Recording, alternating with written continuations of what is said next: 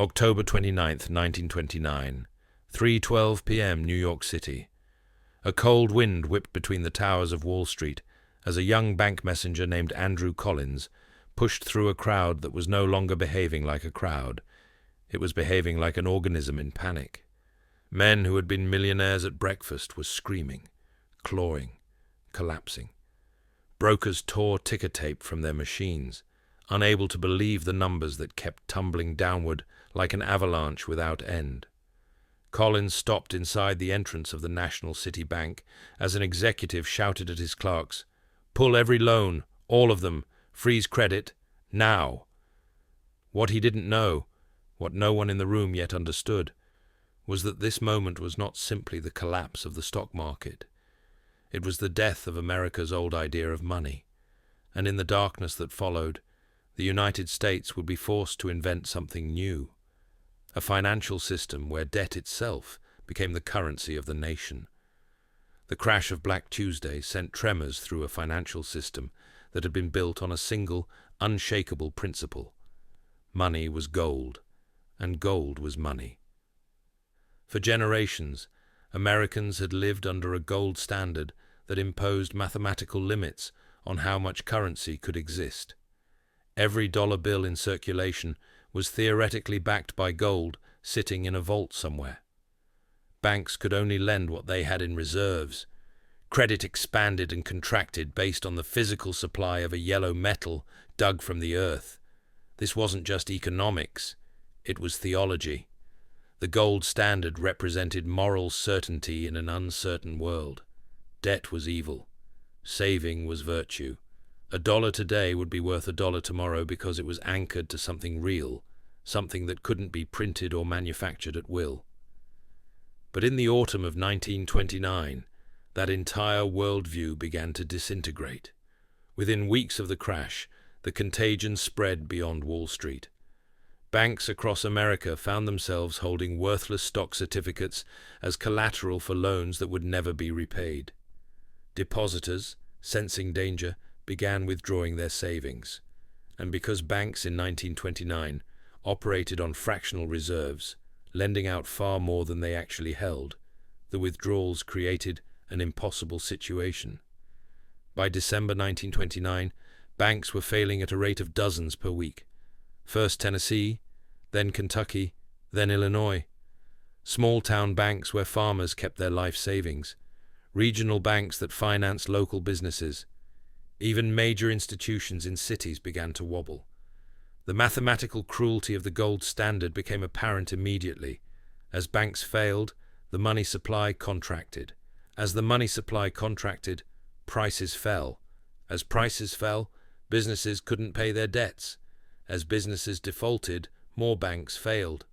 The spiral was relentless, mechanical, pitiless. In Iowa, corn that had sold for 87 cents a bushel in 1929 fell to 31 cents by 1930. Farmers couldn't pay for the cost of harvesting. Some burned their crops for fuel rather than sell them at a loss. Others simply walked away from their land, leaving it to the banks that foreclosed on their mortgages. In Detroit, automobile production fell by half. Assembly lines went silent. Men who had earned steady wages for years found themselves standing in bread lines, staring at the ground, unable to meet the eyes of their neighbors.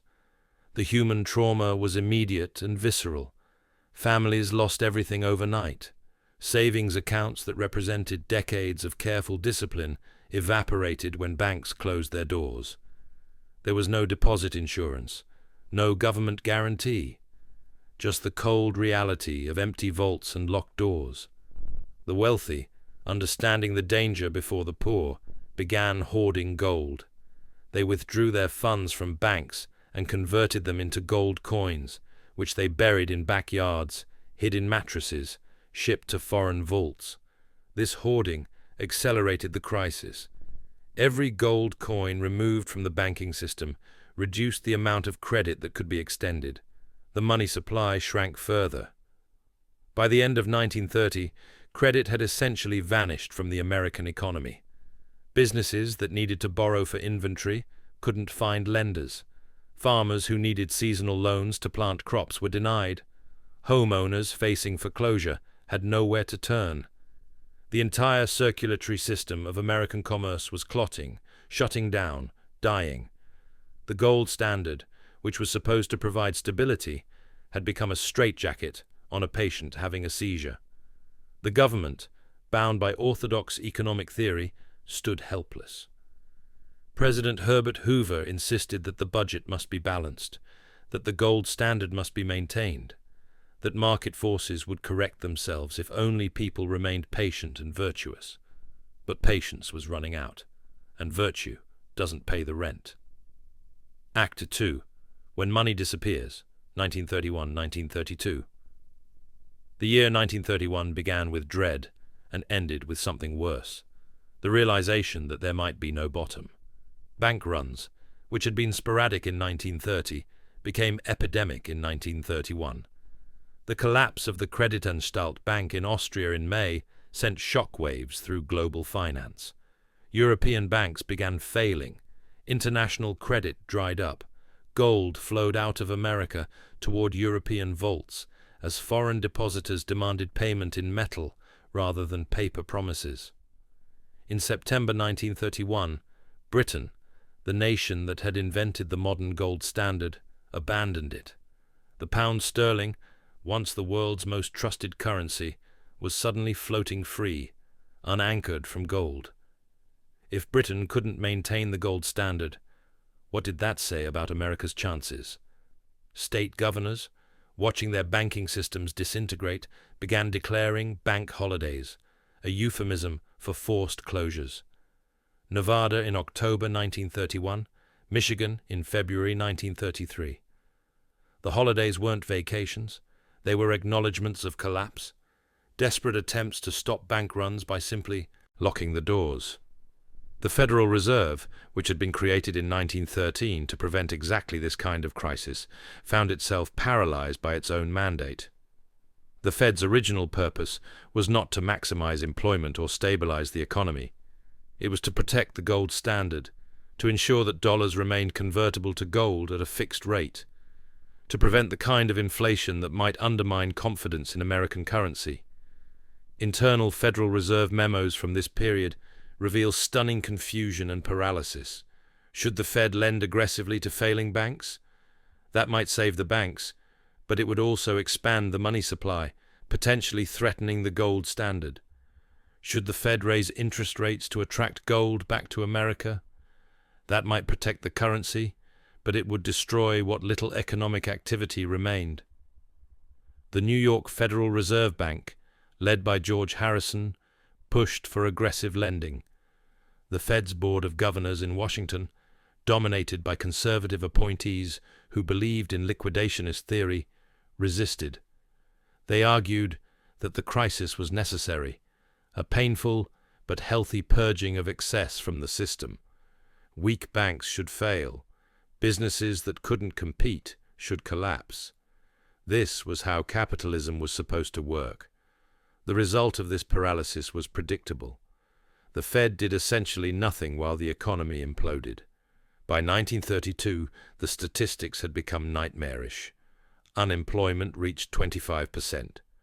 1 in 4 American workers had no job. But that number understated the true suffering because it didn't count farmers who had lost their land, workers whose hours had been cut to almost nothing, or women who had been pushed out of the workforce entirely. Gross domestic product, which had peaked at $103 billion in 1929, fell to $58 billion in 1932, a 44% collapse. Manufacturing output fell by half. International trade decreased by 2/3. 9,000 banks failed between 1930 and 1933, taking $2.5 billion in deposits with them. In rural America, the suffering was apocalyptic. Farmers in the Midwest faced not only economic collapse, but environmental catastrophe as drought began to turn the Great Plains into a dust bowl. Starvation wasn't just a possibility, it was a reality in some communities. Children went to school hungry. Adults grew thin and desperate. Suicide rates spiked. In some communities, the rate doubled or tripled. Men who had defined themselves by their ability to provide for their families found themselves unable to buy bread. The psychological trauma was as devastating as the economic loss, and through it all, a whispered heresy began to circulate among economists and policy advisors. There isn't enough gold to save the country. The math was simple and brutal. The entire monetary base of the United States was limited by the gold supply. But the economy needed credit to function. It needed a medium of exchange to facilitate transactions. And gold, by its physical scarcity, couldn't provide enough. A radical idea emerged, almost too dangerous to speak aloud. What if the government created money without gold backing it? What if debt itself, government debt, backed not by metal, but by the taxing power of the state, could become a form of money? This was economic heresy. It violated every principle of sound finance that had been taught for generations. It suggested that money was not a thing, but a relationship. Not a commodity, but a social agreement. Not limited by nature, but expandable by policy. The old religion was dying, and a new one was about to be born by force. Act 3. Roosevelt's Shock Therapy, 1933-1934.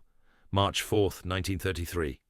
Franklin Delano Roosevelt placed his hand on a Dutch Bible and took the oath of office as President of the United States. The nation he inherited was not in recession. It was in systemic collapse.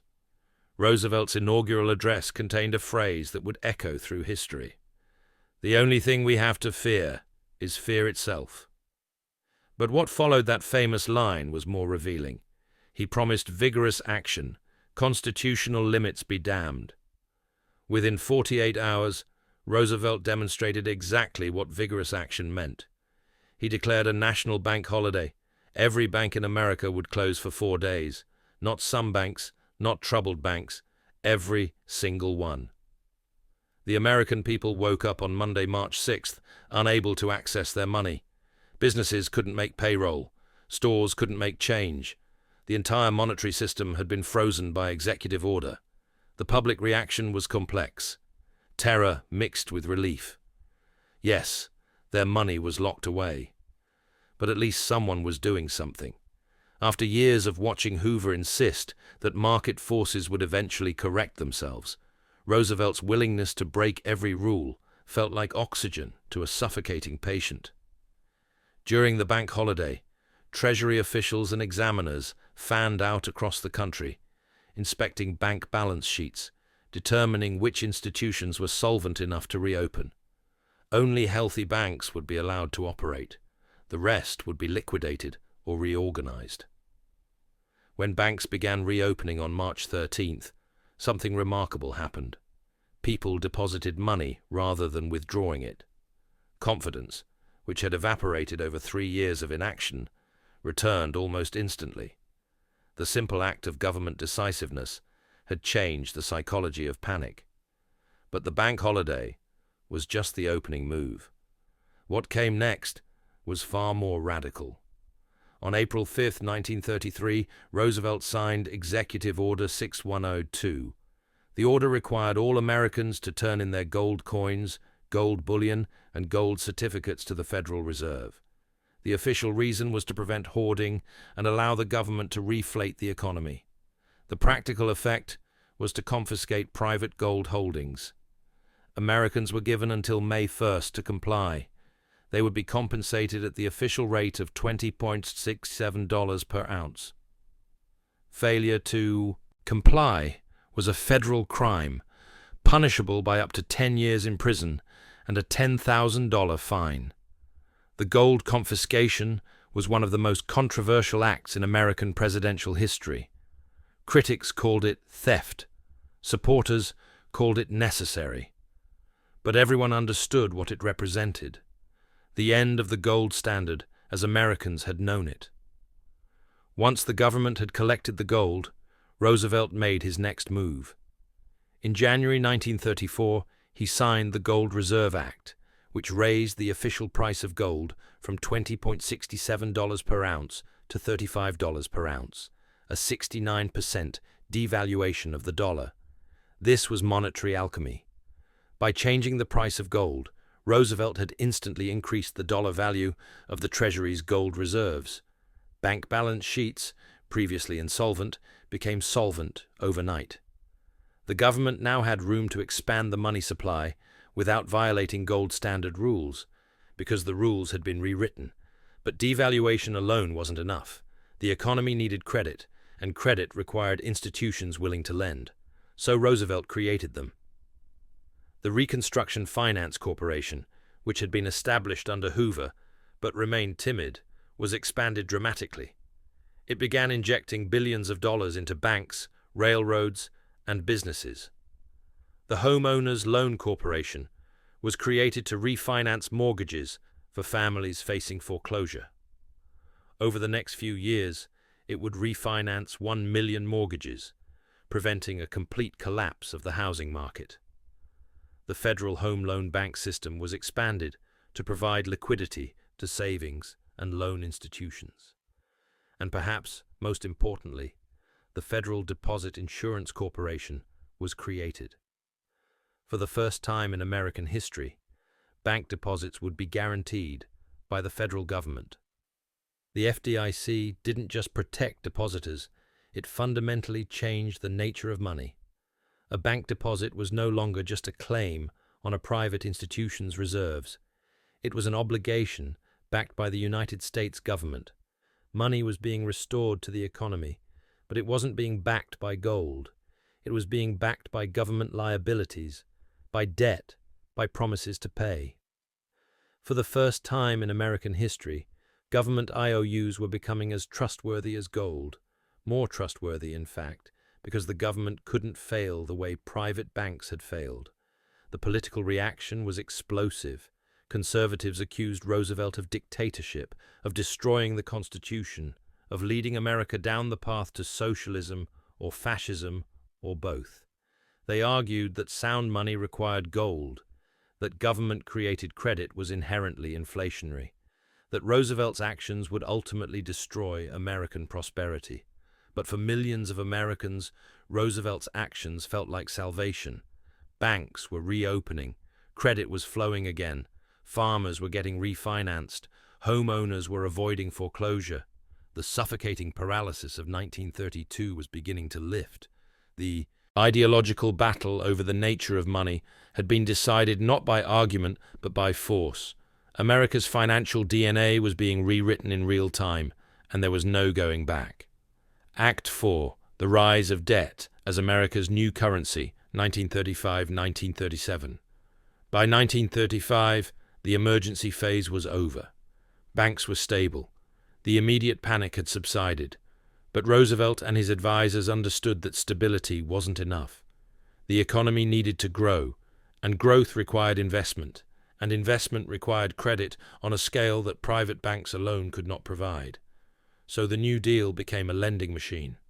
The Public Works Administration began funding massive infrastructure projects. Dams, bridges, schools, post offices, hospitals. These weren't just jobs programs.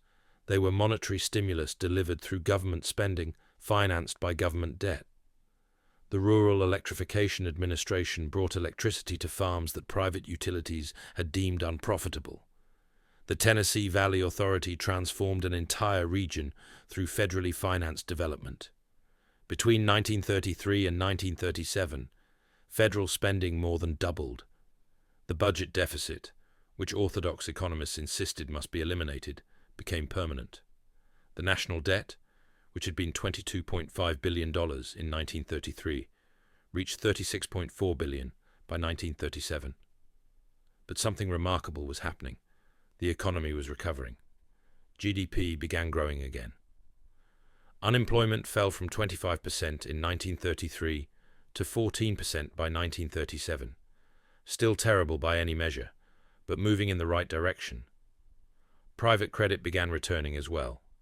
Banks, now backed by federal deposit insurance and supported by Federal Reserve lending facilities, started extending loans again. Businesses began borrowing for expansion.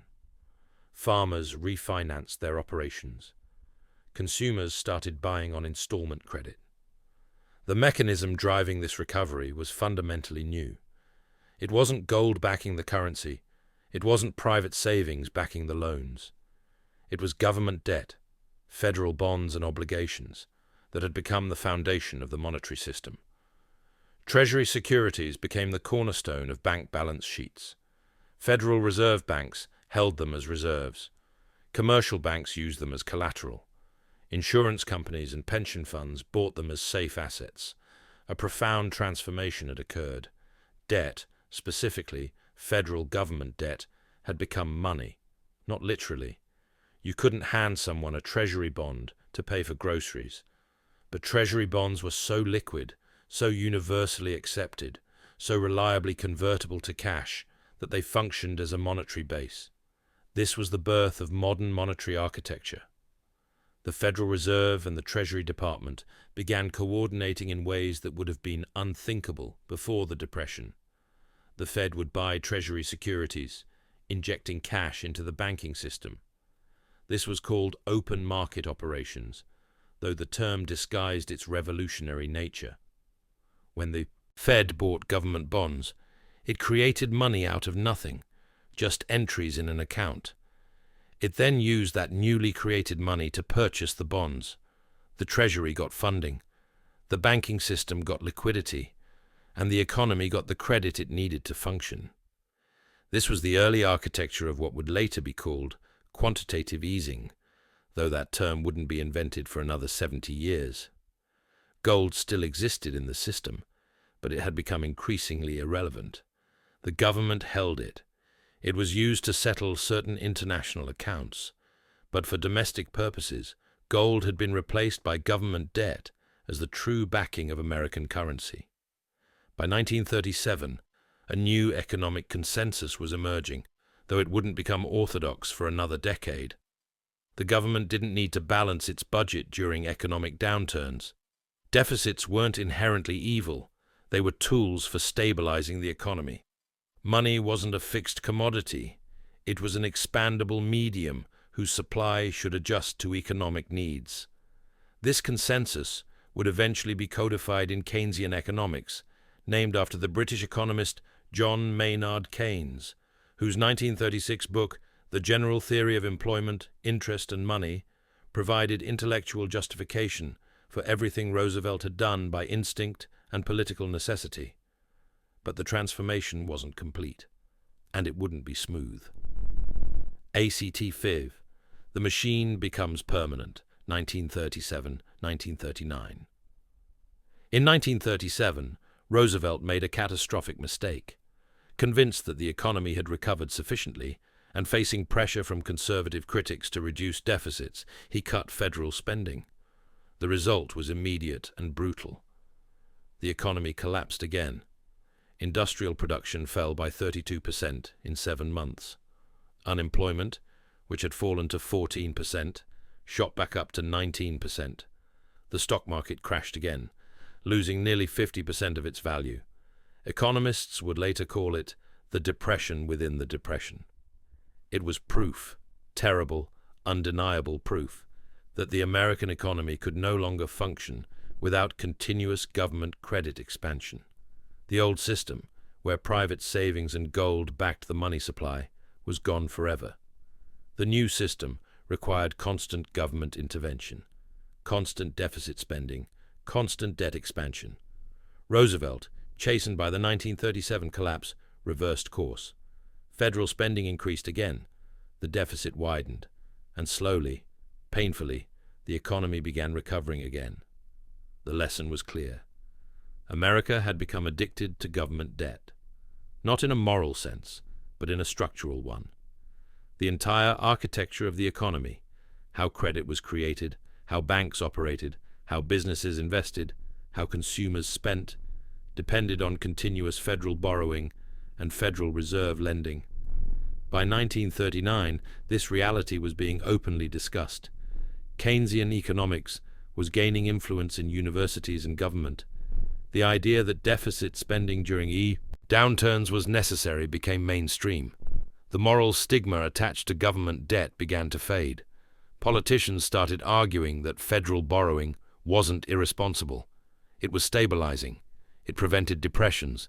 It smoothed out economic cycles. It allowed the government to invest in the future, even when tax revenues were insufficient. Federal debt became not just acceptable, but essential. Treasury securities became the foundation of the financial system. Federal Reserve operations became dependent on a steady supply of government bonds to buy and sell. The transformation was complete. By 1939, America had a fundamentally different monetary system than it had in 1929. Gold was still nominally part of the system, but it was a vestigial organ, present but no longer functional. The real currency wasn't gold coins or even paper dollars. It was credit. It was debt. It was the endless expansion of federal obligations and private loans, all built on a foundation of government promises to pay. When World War II began, this new system proved its worth. America financed the most expensive war in history through deficit spending. Between 1941 and 1945, the national debt exploded from $49 billion to $260 billion, a more than five-fold increase. The Federal Reserve capped interest rates on Treasury bonds to keep borrowing costs low. Private citizens bought war bonds in massive campaigns. Banks filled their vaults with government securities. Debt financed tanks, ships, planes, ammunition, and the salaries of 16 million service members. And it worked. The economy didn't collapse under the weight of this borrowing. It expanded. Manufacturing soared. Unemployment disappeared.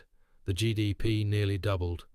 The war proved beyond any doubt that a country could grow through debt, that government borrowing could be productive, that the old gold standard orthodoxy had been wrong. AK 6, The Legacy, a debt-driven empire. After World War II, the United States created a new international monetary system at Bretton Woods, New Hampshire, in July 1944. Delegates from 44 nations gathered at the Mount Washington Hotel to design the post-war financial order. The Bretton Woods system was nominally a gold standard. The dollar was pegged to gold at $35 per ounce, and other currencies were pegged to the dollar. But this was a fiction, a carefully maintained illusion. The real system was built on debt. The dollar's strength came not from gold reserves at Fort Knox, but from America's overwhelming economic dominance, its unmatched military power, its massive and liquid treasury bond market, and the Federal Reserve's demonstrated ability to create dollars at will. The architects of Bretton Woods, Harry Dexter White for the Americans, John Maynard Keynes for the British, understood this. The gold peg was theatre, a way to provide psychological comfort to a world still traumatized by Depression-era currency chaos. But the real innovation was making the dollar the world's reserve currency, which meant making U.S. government debt the foundation of global finance. For 2 decades, the illusion held. America had so much gold, and the global economy was growing so fast that nobody questioned whether the Treasury could actually redeem all outstanding dollars for gold at the official price. The question seemed theoretical, but by the 1960s, cracks appeared. The Vietnam War was expensive. The Great Society programs were expensive. America was running persistent deficits, and foreign central banks, especially the Bank of France under President Charles de Gaulle, began doing the math. France sent warships to New York Harbor in 1965, literally carrying dollars to exchange for American gold. De Gaulle understood what the Bretton Woods system really meant. America could print dollars to buy real goods from other countries, then settle accounts with paper instead of gold. It was, he argued, an exorbitant privilege. Other nations joined the gold redemption queue. The U.S. gold stock, which had peaked at over 20,000 tons in 1957, began declining. By 1971, it had fallen below 200 tons. Meanwhile, foreign dollar holdings had exploded. On August 15, 1971, President Richard Nixon appeared on television to announce that the United States was temporarily suspending the convertibility of dollars to gold. The word temporarily was a diplomatic nicety. Everyone understood the suspension was permanent. The Bretton Woods system collapsed immediately. The dollar began floating against other currencies. Gold's official price became irrelevant. Within a few years, gold was trading above $100 per ounce on private markets, exposing how fictional the $35 peg had been. But Nixon's announcement wasn't a revolution. It was a revelation. It made explicit what had been implicit since the 1930s. For 40 years, the real currency, the actual medium that drove economic activity, had been debt, not gold. Nixon just made it official. The consequences of this transformation are everywhere in the modern world. They shape every aspect of how America functions economically, politically, and socially. Perpetual deficits, as policy federal budget deficits, once considered economic emergency measures, became permanent features of American governance. The United States hasn't run a sustained budget surplus since the late 1990s, and even that brief period, driven by dot-com bubble tax revenues, is viewed as an aberration. Politicians discovered that they could promise spending increases and tax cuts simultaneously because debt was always available to bridge the gap. The bond market, far from punishing this behavior, eagerly absorbed every Treasury auction. Why? Because Treasury securities had become the safest, most liquid assets in the world, the foundation of bank reserves, pension funds, insurance companies, and foreign central bank holdings. The national debt grew from $260 billion at the end of World War II to $34 trillion by 2024. This wasn't gradual drift, it was exponential acceleration, particularly after 2000. The Federal Reserve as economic god. The Federal Reserve, which had been paralyzed and peripheral during the early Depression years, became the most powerful economic institution on Earth. Its ability to create money through digital keystrokes, set interest rates that affect trillions in loans, buy assets during crises, and inject unlimited liquidity into markets, made it the ultimate backstop for the entire financial system. During the 2008 financial crisis, the Fed created over $3 trillion to purchase mortgage-backed securities and treasury bonds, a program called quantitative easing that was really just Depression-era monetary policy with a modern name. When COVID-19 struck in 2020, the Fed created another $4 trillion in a matter of months. The Fed's balance sheet, which held $800 billion in assets before 2008, exploded to over $9 trillion by 2022. This wasn't emergency policy. It was the system working exactly as designed since the 1930s. Crisis arrives, credit freezes, government creates debt, Federal Reserve monetizes it, economy stabilizes. Jerome Powell, Fed chairman during COVID-19, explicitly invoked Depression-era lessons when explaining the Fed's actions. "We crossed a lot of red lines that had not been crossed before," he told Congress. This was an extraordinary situation, but the extraordinary had become routine. Wealth inequality and asset bubbles. The debt-based monetary system created a strange bifurcation in American society. Those who owned assets, stocks, bonds, real estate, benefited enormously from debt expansion. When the Federal Reserve cut interest rates or bought securities, asset prices rose. When the government ran deficits, that money flowed into financial markets and property. Between 1989 and 2024, the wealth of the top 1% of Americans grew by over 400% after adjusting for inflation.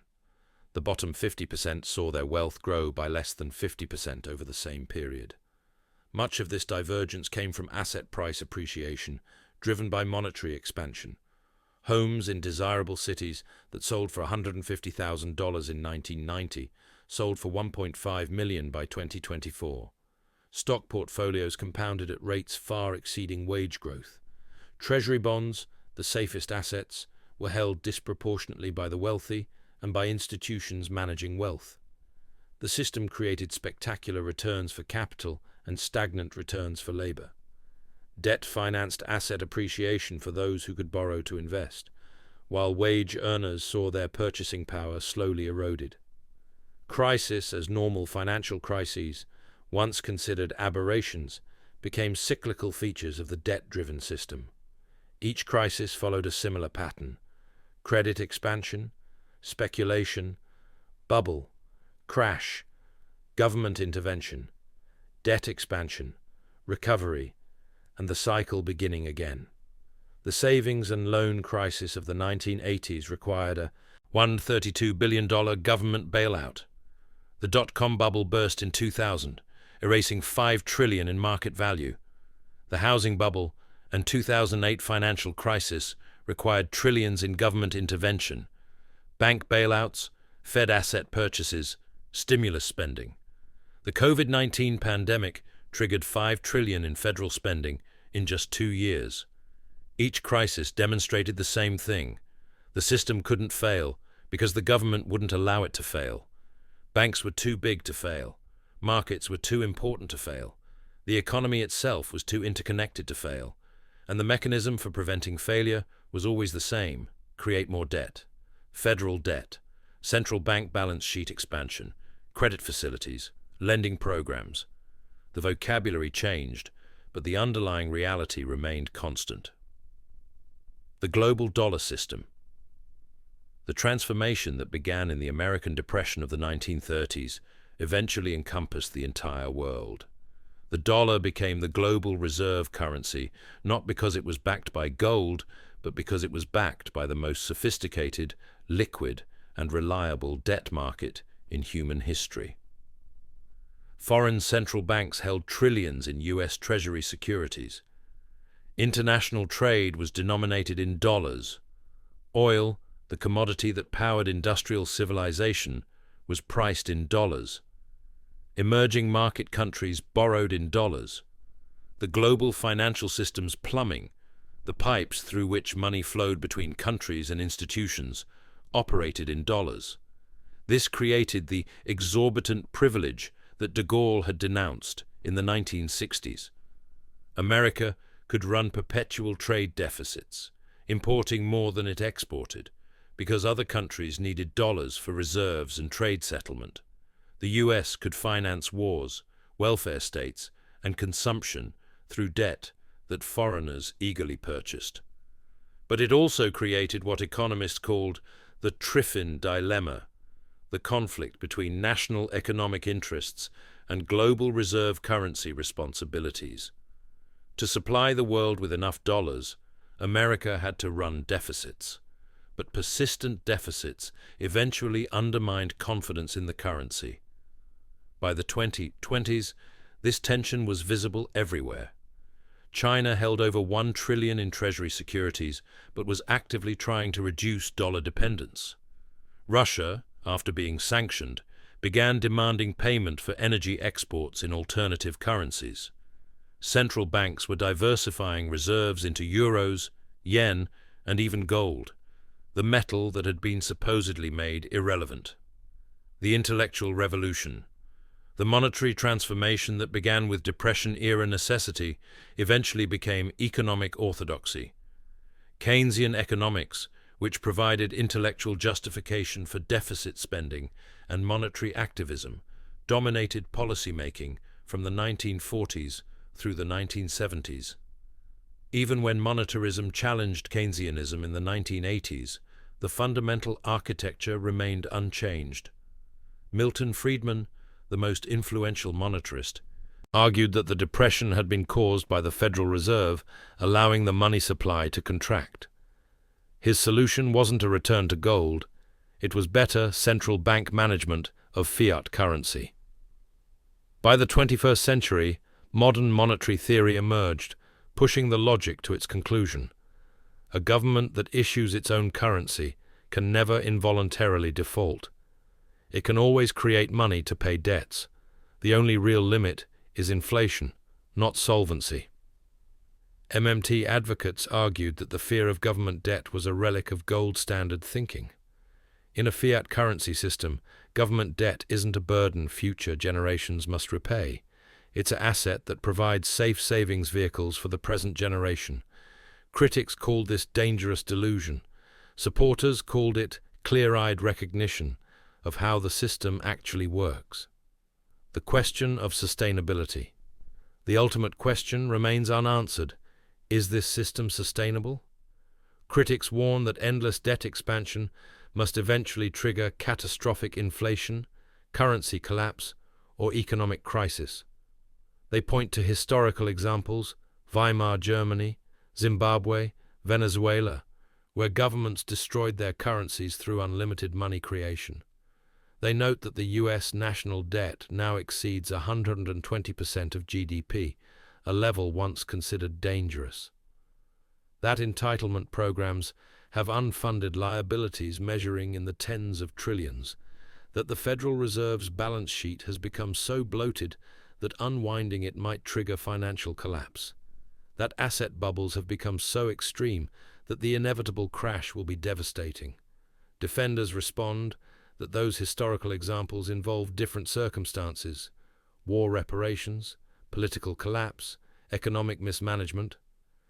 The United States has the deepest capital markets, the most advanced economy, the strongest military, and the most stable institutions. As long as people trust those institutions, the debt can continue growing. They argue that in a growing economy, debt to GDP ratios can stabilize, even with persistent deficits.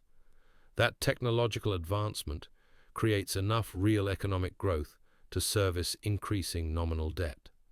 That inflation can actually help by eroding the real value of debt. Japanese experience seemed to support this view. Japan's government debt exceeded 250% of GDP by the 2020s, yet the country hadn't collapsed. Interest rates remained near zero. The yen remained a major international currency. But skeptics noted that Japan had also experienced 3 decades of stagnation, deflation, and declining living standards, that its population was aging and shrinking, that its example might be a warning rather than reassurance. The system today. Today, in 2025, the system that emerged from the Great Depression is everywhere and invisible simultaneously. Americans spend dollars without thinking about what backs them. They assume banks will honor deposits, that ATMs will dispense cash, that credit cards will work, that the direct deposits will arrive. They don't see the trillions in Treasury securities sitting on bank balance sheets. They don't track Federal Reserve bond purchases.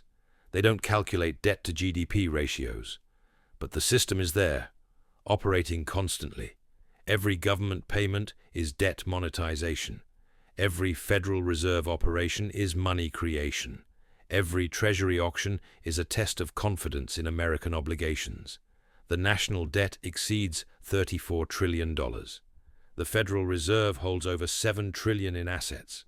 Unfunded Social Security and Medicare liabilities exceed $200 trillion. Corporate debt, household debt, and student loan debt add trillions more. Debt isn't an aberration in this system. It's the operating system itself. The economy runs on credit. Growth requires borrowing. Stability demands government intervention. And all of it traces back to those desperate years in the 1930s, when America had to choose between gold standard orthodoxy and economic survival. The choice made then echoes through every aspect of modern life. It enabled American victory in World War II. It financed the post-war boom. It created the Great Society. It funded the Reagan defense buildup. It bailed out banks in 2008. It supported the economy during COVID-19. But it also created fragility, an economy addicted to debt expansion that falters when credit contracts. Asset bubbles that benefit the few while leaving the many behind. Political incentives toward perpetual deficits. A financial system where crisis and intervention are the new normal. Whether you view it as genius or disaster, liberation or trap, innovation or catastrophe, one thing is undeniable. The Great Depression transformed American money from a commodity into a construct, from a thing you could hold into a promise you had to trust. And we've been living inside that transformation for nearly a century. Conclusion, October 29th, 1929. That was the day America's old idea of money died. In the horror that followed, bank runs, deflation, starvation, collapse, the nation had to choose between orthodoxy and survival. It chose survival, and in choosing survival, it invented a new kind of money. Not gold, not anything you could touch or weigh or bury in the ground, but debt, government obligations, federal promises, credit expansion backed by nothing except the authority of the state and the collective agreement that these promises would be honored.